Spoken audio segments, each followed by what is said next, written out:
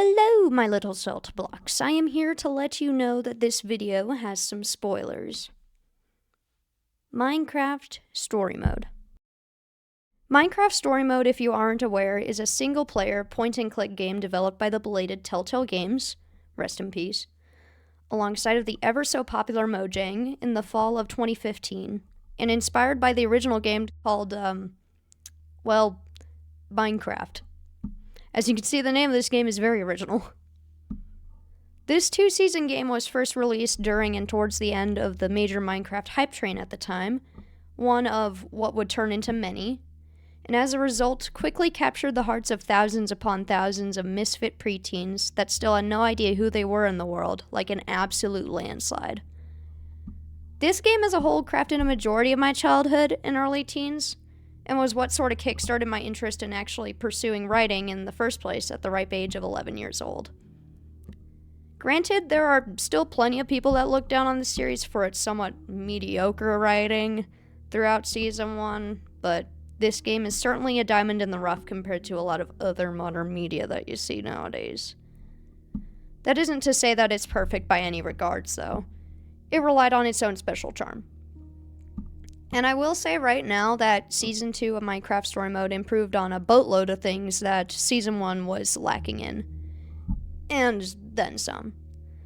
However, it wasn't nearly as successful as the first season for reasons that I couldn't quite piece together, which eventually led up to the death of Telltale Games as their games became less and less sought after. Especially when you had games like Red Dead Redemption 2 and God of War getting announced back then around the same time, and Little Nightmares 2 being announced only a year after they shut down. Like, come on. It was the equivalent of a mackerel getting tossed out into the middle of a school of sharks. I personally believe that this was simply due to a lack of funding, which led to a lot of their games looking rather amateur, to say the least. Now, is it possible that that wasn't the case? Sure. But would I like to give them the benefit of a doubt? Yes, I would. Because I'm cool like that. Now, if you don't want any spoilers, simply skip ahead to the timestamp that's currently on the screen. In case you've been living under a rock this whole time, Minecraft Story Mode follows the story of the player character Jesse and his or her quest with a ragtag group of misfit friends to destroy the all-powerful command block, reorganize a team of the world's most well-renowned heroes, and prevent a huge chaotic entity from destroying and consuming the entire world. At least, that's the main story that we follow for the first half of Season 1. I may, keyword may, make a video about Season 2 in the future, but that's still to be determined. Depends on whether I feel like it or not.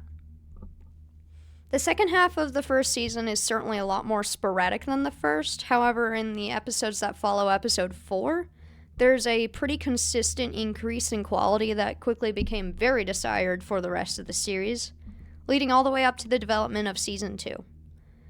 I also remember there being some brief discussions about a Season 3 being in the early stages of development, but of course with the company getting dissolved, I highly doubt that that will ever come to fruition, unfortunately. As much as I would love to see the past developers make a continuation of it. But that's not what I want to talk about today, since the first section of Season 1 is practically the most notable part of the entire series, and the most memorable. In this season, a character named Ivor creates a huge monstrous creature simply to prove to the world that previously said quote-unquote heroes are a bunch of phonies, fakes, frauds, cowards. And in that, it creates probably the most petty and ridiculous display of retaliation in modern media, in my humble opinion, of course. And thus brings me to the subject of today's drawing, the Witherstorm. The Witherstorm was the first step to developing what is now my insatiable hunger for cosmic horror while I was just a youngin', and I'm sure I'm not the only one that feels this way. Usually when people talk about Season 1, this is the first thing that they think of, and for very good reason.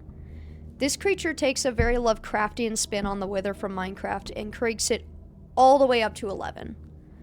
Spiraling clouds of land chunks, animals, and people themselves swirl aimlessly around a city-sized mass of tentacles, mouths, and teeth.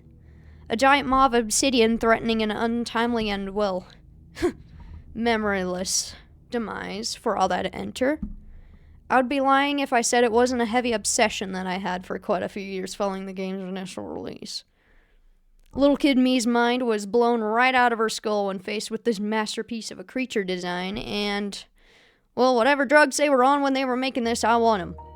Like, you mean to tell me what used to be just a simple floating three-headed skeleton monster got turned into a gigantic, tentacled, eldritch horror thing that feeds off the surrounding land masses and creatures around it by beaming them up into its mouth like an alien spaceship? For a kid's game?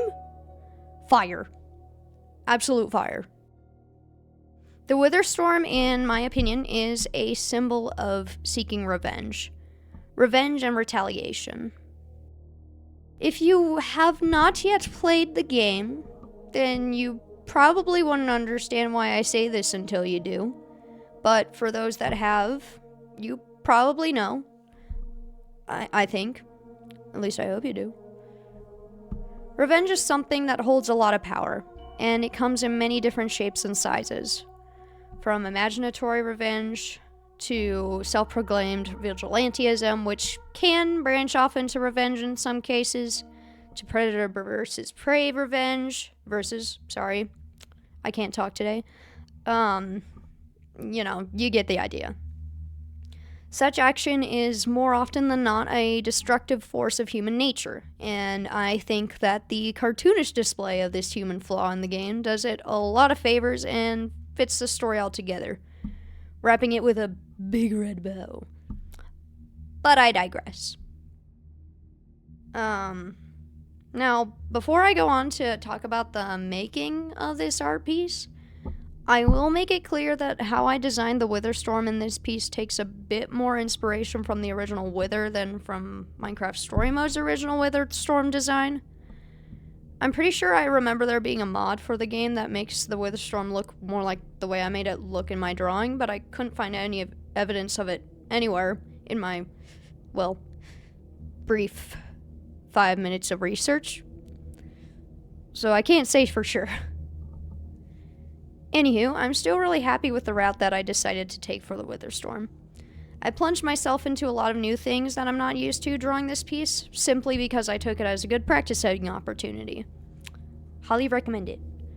Figuring out how to accurately translate big size differences in a drawing, for which I spent probably a good hour looking up videos trying to figure it out. An aggressive orange and purple color palette, horses in general. It was a nice change of pace from all the concept art, book illustrations, reference studies, and partly innocent birdmen that I've been drawing in private for the past 1.5 years now. I also wanted to experiment with a color palette I don't really use much in my art at all, which, as you can see, is being displayed on the left side of the screen for however long this video's been playing. I don't know. I'm recording this after I've already edited most of the video, sort of, kind of. As I'm sure you can see, I took a lot more creative liberty in the design department of this whole thing. I didn't really bother making the main cast outfits consistent with the ones that they were actually wearing during this section of the game. Mainly only because I figured I'd have a lot more fun drawing their original skins, so if it's a bother, you can cry about it, hon. The Witherstorm was definitely the more liberated out of all the designs I went for. As I said before, I took some inspiration from a specific mod's Witherstorm design that I could have sworn existed before, along with some ideas I got from the actual Wither, some species of squid, and anglerfish. That was mostly only for the faces, though. A random passing idea I had while figuring out the coloring and rendering for this piece was having the command block caged in by the Witherstorm's rib cage and surrounded by several multicolor lit rings, each ring resembling each of the members' colors of the Order of the Stone, and granted, it didn't turn out exactly the way that I wanted it to, but hey, I still think it was a pretty decent idea at the time. Definitely sounded better in my head, but it is what it is. I definitely think the hardest thing for me to nail in this piece were the horses and the Witherstorm itself. I'm pretty sure you noticed how many changes I made to those two subjects because I couldn't decide on how to sketch them, really. Especially the Witherstorm. And that was around when I had to study up a bit on translating size differences in art, which probably took about maybe an hour or two piecing together. And the horses, I just had to use a crap ton of references. But I didn't really bother to figure out how bridles actually look in real life because I just didn't feel like it. But, in my defense, they aren't even the center of attention in this piece anyway, and were the least of my worries while drawing this, so the equine nerds are just gonna have to deal with it. I had a lot of fun working on this, and I have absolutely no idea how to end this video smoothly because, well, I've been working on this script for the past, like, 2 or 3 months, and I'm getting tired. I'm exhausted. Help me. But without, further ado, I will see you all in the next one.